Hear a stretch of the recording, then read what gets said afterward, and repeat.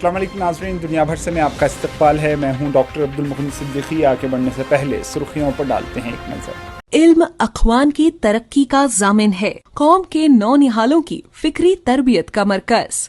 آسٹر academy, the school of excellence, تمام نصابی اور غیر نصابی سرگرمیوں میں سب سے آگے، جس میں عصری تعلیم سے لیس صحت مند تعلیمی ماحول، اخلاقی تربیت پر خصوصی توجہ، قرآن اور دینیات کی لازمی تعلیم، اسپورٹس کے ساتھ ساتھ طلبہ اور طالبات کے لیے سیمینارز، ادبی اور cultural programmes. Aster academy, the school of excellence. اپنی زندگی کے سب سے خوبصورت لمحوں کا جشن منائیں نورانی لباس کے ساتھ۔ ہمارے شاندار ویڈنگ کلیکشن میں ہیں خوبصورت و نایاب شیروانیاں۔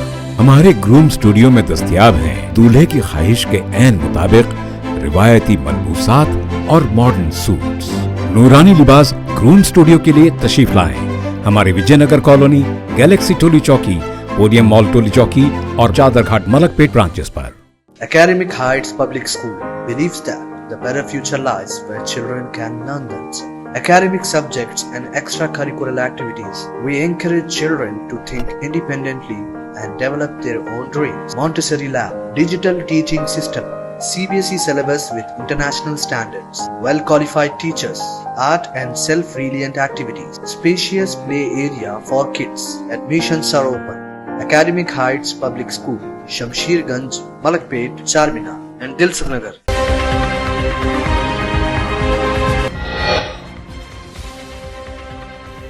یمن کی بندرگاہ پر امریکہ کے خوفناک حملے، 74 جاں بحق، 171 زخمی، میڈیکل ایڈ پہنچانے والوں کو بھی نشانہ بنایا گیا۔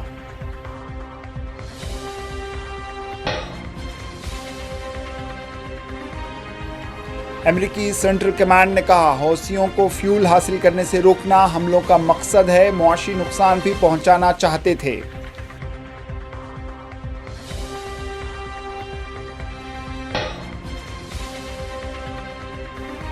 حملے کے باوجود ہزاروں یمنی سڑکوں پر نکل پڑے، کہا فلسطینیوں کی مدد کرتے رہیں گے۔ حماس اور ایران نے کی حملے کی مذمت۔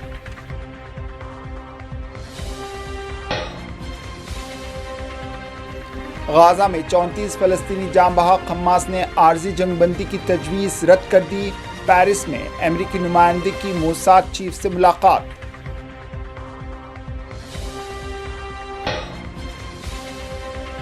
اٹلی میں ہفتے کو ایران امریکہ بات چیت کا دوسرا دور، عباس ارغچی نے کہا واشنگٹن سنجیدگی کا مظاہرہ کرے تو ڈیل ہو سکتی ہے۔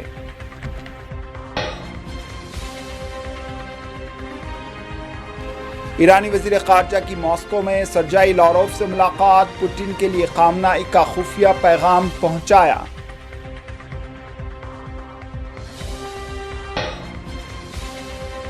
کیا یوکرین میں امن قائم نہیں ہوگا؟ Secretary of state Marco Rubio نے کہا پیش رفت نہیں ہوئی تو جنگ بندی کی کوششیں چھوڑ دیں گے۔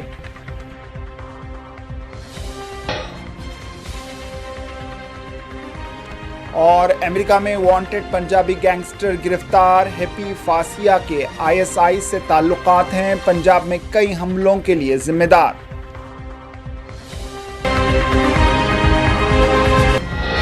سرخیاں آپ نے دیکھی، اب پیش ہے خبروں کی تفصیل۔ امریکی فوج نے یمن کے راس ایسی بندرگاہ پر ایک بڑا حملہ کیا جس میں درجنوں ورکرز اور پیرامیڈیکلز ہلاک ہو گئے اور کئی دوسرے زخمی ہوئے۔ یہ آئل پورٹ حدیدہ گورنریٹس میں ہے جس پر جمعرات کی رات کم سے کم 2 مرتبہ حملے کیے گئے۔ دوسرا حملہ اس وقت کیا گیا جب سول ڈیفنس اور ریسکیو ٹیمیں آگ بجھا رہی تھیں اور پہلا حملے کے زخمیوں کو بچانے کی کوشش کر رہی تھیں۔ دوسرے حملے میں کم سے کم 5 پیرامیڈکس ہلاک ہوئے۔ تازہ خبروں میں کہا گیا ہے کہ ان حملوں میں کم سے کم 74 لوگ جاں بحق ہو گئے اور 171 زخمی ہوئے۔ امریکہ پچھلے کئی دنوں سے یمن میں مسلسل حملے کر رہا ہے جس کا مقصد حوثیوں کی طاقت کو کم کرنا ہے۔ ڈونلڈ ٹرمپ نے دوسری بار صدر بننے کے بعد یمن میں حملے تیز کرنے کا حکم دیا تھا۔ المسیرہ ٹیلی ویژن چینل نے ہلاکتوں کی تصدیق کی۔ یہ حملہ یمن میں امریکی فوج کے بدترین حملوں میں سے ایک ہے۔ امریکی سینٹرل کمانڈ نے سوشل میڈیا پر ایک پوسٹ میں کہا ہے کہ امریکی فوجوں نے ایران کی مدد رکھنے والے حوثی دہشت گردوں کو فیول کے ذرائع کو ختم کرنے کی کارروائی کی ہے۔ اس حملے میں حوثیوں کی معاشی طاقت کمزور ہوگی۔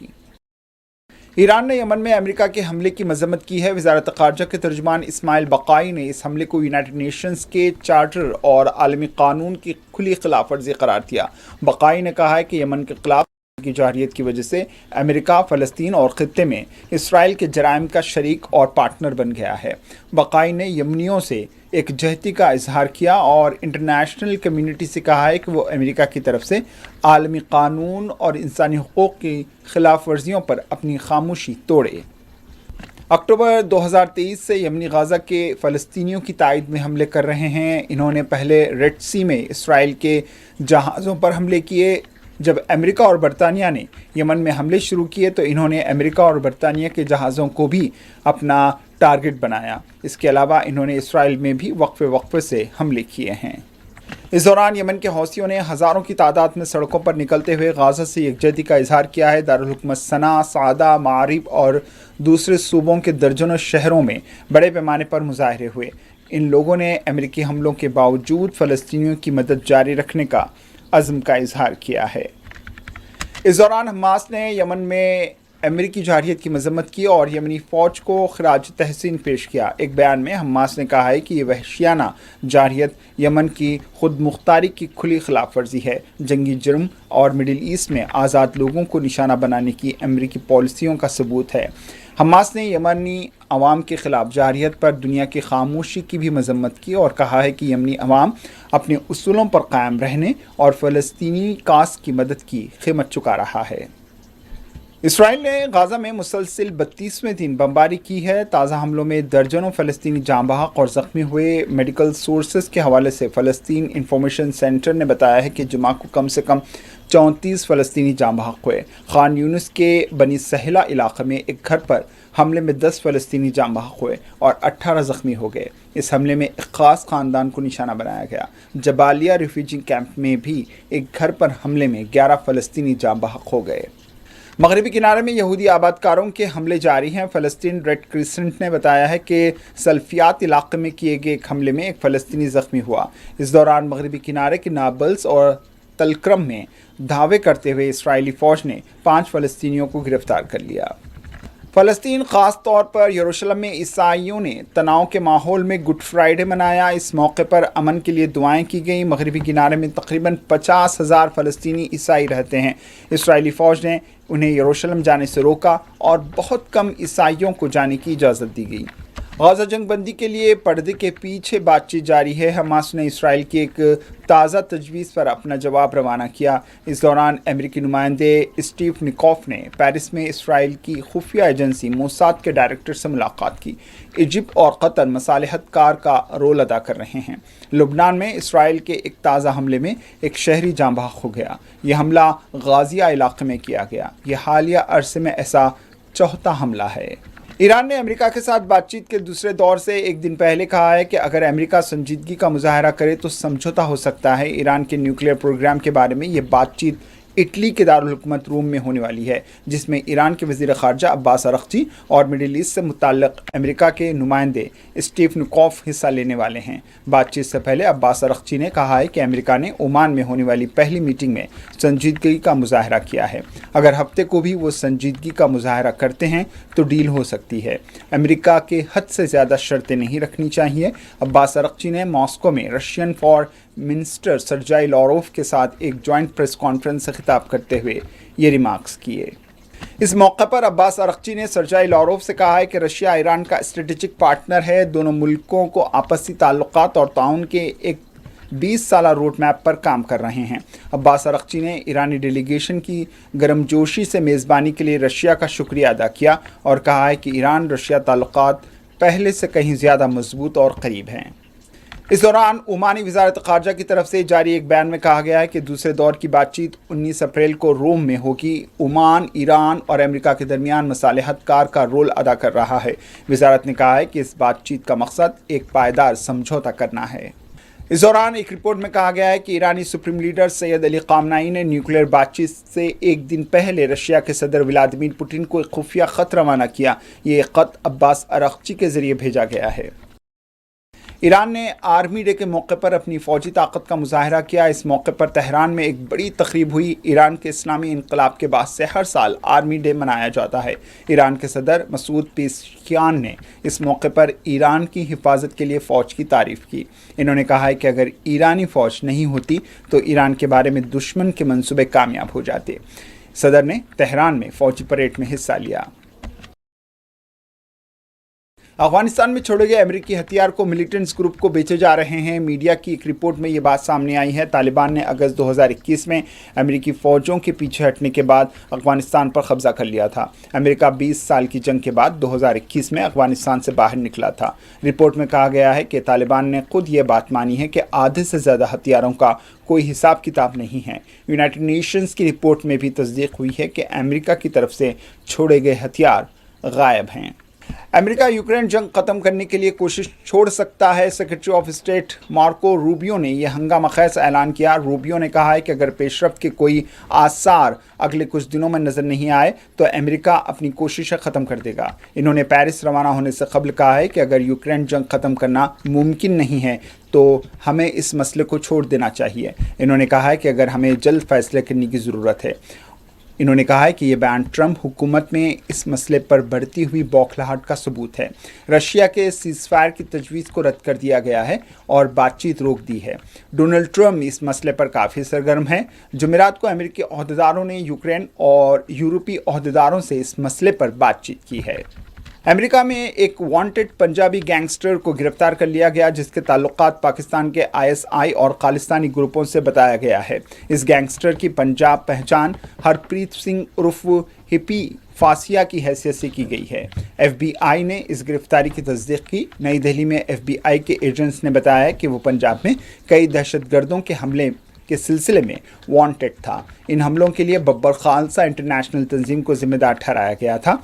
NI ने हैप्पी फासिया के सर पर 5 लाख रुपए के इनाम का ऐलान किया था।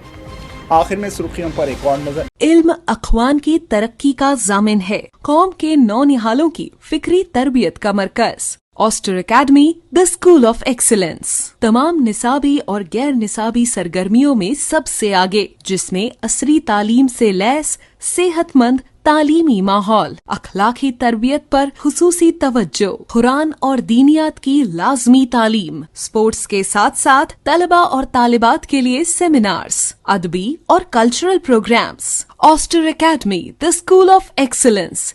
अपनी जिंदगी के सबसे खूबसूरत लम्हों का जश्न मनाएं नूरानी लिबास के साथ। हमारे शानदार वेडिंग कलेक्शन में है खूबसूरत और नायाब शेरवानियां। हमारे ग्रूम स्टूडियो में दस्तयाब हैं दूल्हे की ख्वाहिश के ऐन मुताबिक रिवायती मलबूसात और modern suits.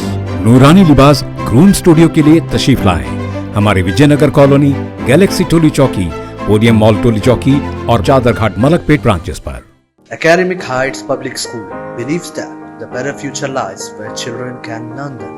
Academic subjects and extracurricular activities. We encourage children to think independently and develop their own dreams. Montessori Lab, digital teaching system, CBSE syllabus with international standards, well-qualified teachers, art and self-reliant activities, spacious play area for kids. Admissions are open.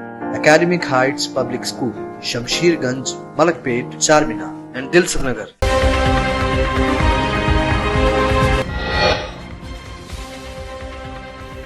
Yemen की बंदरगाह पर America के खौफनाक हमले, 74 जाँ बहक, 171 जख्मी, medical aid पहुंचाने वालों को भी निशाना बनाया गया।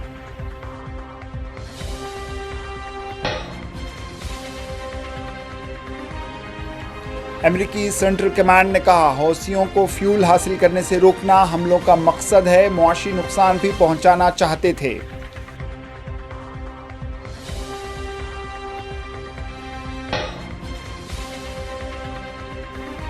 हमले के बावजूद हजारों यमनी सड़कों पर निकल पड़े। कहा, फलस्तीनियों की मदद करते रहेंगे। हमास और ईरान ने की हमले की मजम्मत।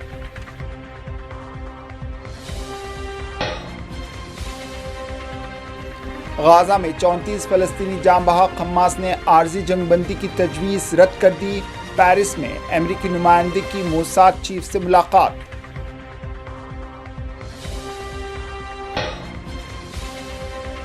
اٹلی میں ہفتے کو ایران امریکہ بات چیت کا دوسرا دور۔ عباس عرقچی نے کہا واشنگٹن سنجیدگی کا مظاہرہ کرے تو ڈیل ہو سکتی ہے۔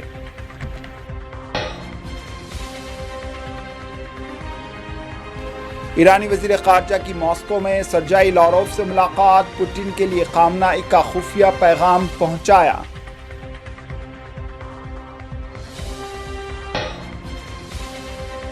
کیا یوکرین میں امن قائم نہیں ہوگا؟ Secretary of state Marco Rubio نے کہا پیش رفت نہیں ہوئی تو جنگ بندی کی کوششیں چھوڑ دیں گے۔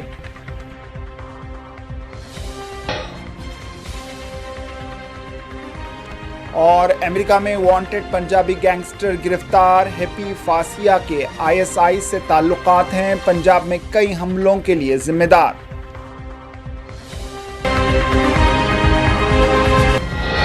اسی کے ساتھ دنیا بھر سے اختتام کو پہنچی، دیجیے اجازت، اللہ حافظ۔